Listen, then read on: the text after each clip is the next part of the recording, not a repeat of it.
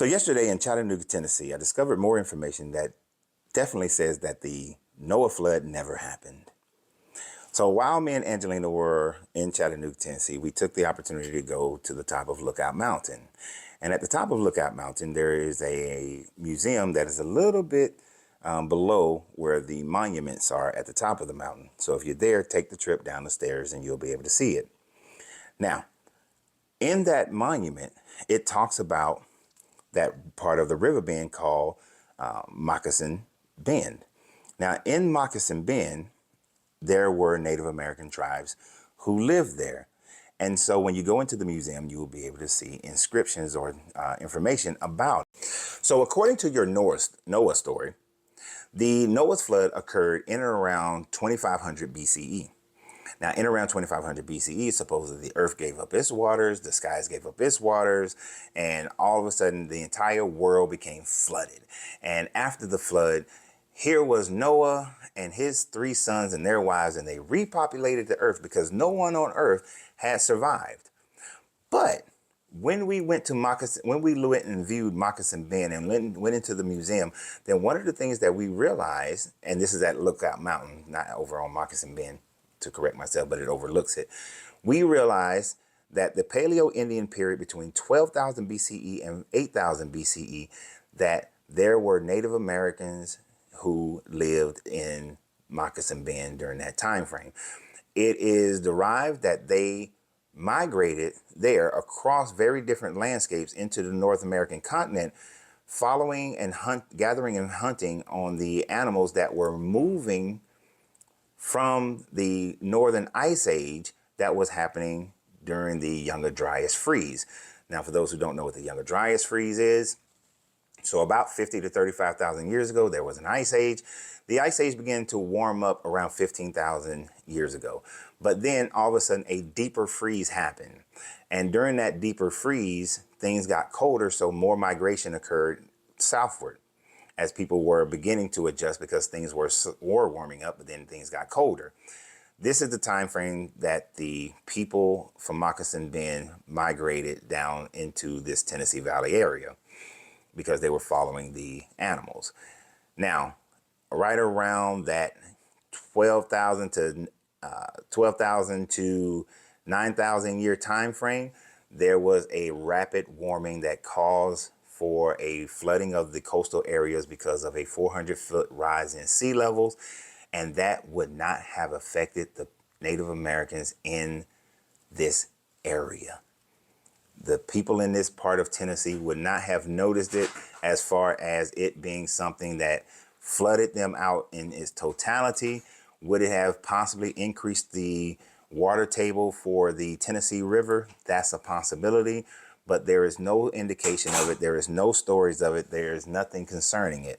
So therefore, these people were unaffected by the Younger Dryas flood. But because they were there from 12,000 BCE, we see their introduction to this area around 12,000 to 8,000 BCE during the Paleo-Indian period.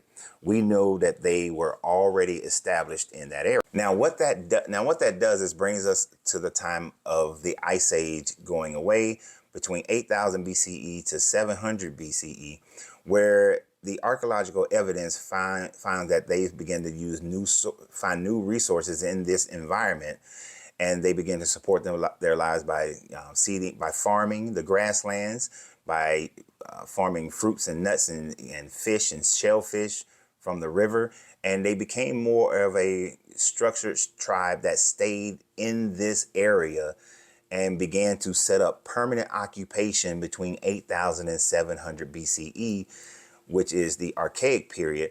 And based on the land and based on them improving their weaponry and their stone tools and things of that nature, that they settled in this land without interruption of a worldwide flood, which would have happened during the Archaic period. And yet this tribe persisted in being there during the entire time frame.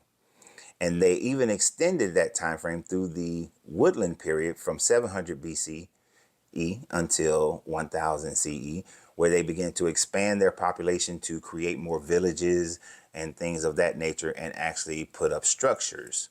So this flies in the face of any idea of there being a Noah's flood, and that Shem or Japheth are the fathers of the people and tribes in the Americas, because at no point was there a hiccup in their lifestyle, a hiccup in their archaeology, a hiccup in their civilization ever going away and then having to be restarted.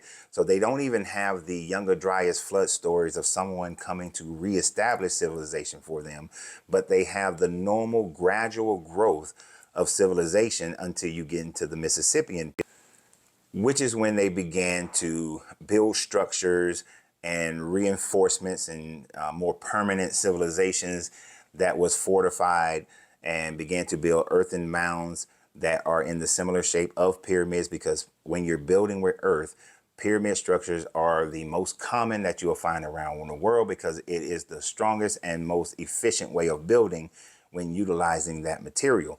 We do not see a change in construction until things like Roman concrete began to be utilized in order to build archways, and different structures can then be built that way. But prior to that, most structures were built with earthen materials, and they were built into mounds that resembled pyramids. Now, these pyramids do not come about until around 600 to around the 1000 time, after the 1000 time frame.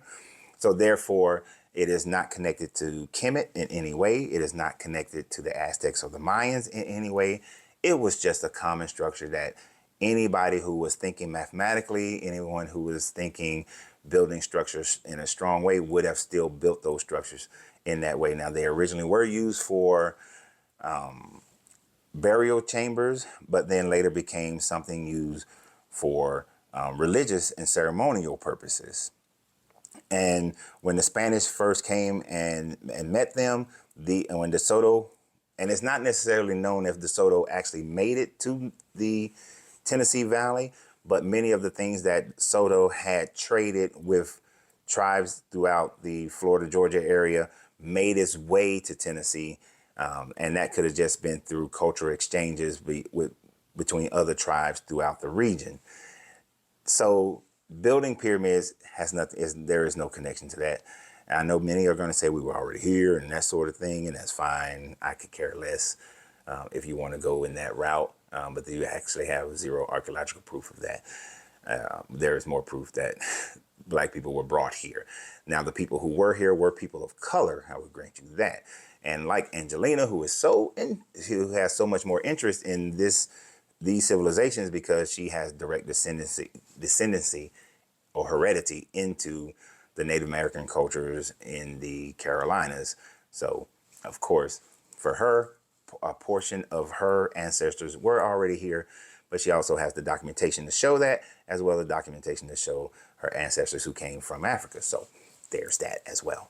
Now, just to finish this off, yes, at the end of the day, the United States Army drove these people out of their homelands as part of the Trail of Tears into Oklahoma and other Midwestern states, which devastated their community. It also brought diseases and things of that nature.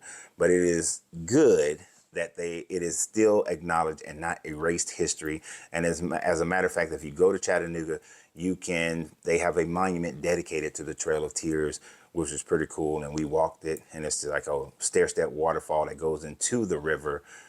Right at one of the bends of right at the ankle bend of right past the ankle bend of Moccasins Bend. So it is pretty cool. It's a cool city to go visit. I implore you all to go there. If you want to follow our travels, go to Eat, Sip, and Smoke Travels, and you'll see all the things that we do. Today we are in Asheville, North Carolina, and Angelina's ready to go ahead and get on out there. So deuces. Always remember that you have to free yourself to be yourself, because your greatness is non-negotiable. Good journey, good vibration.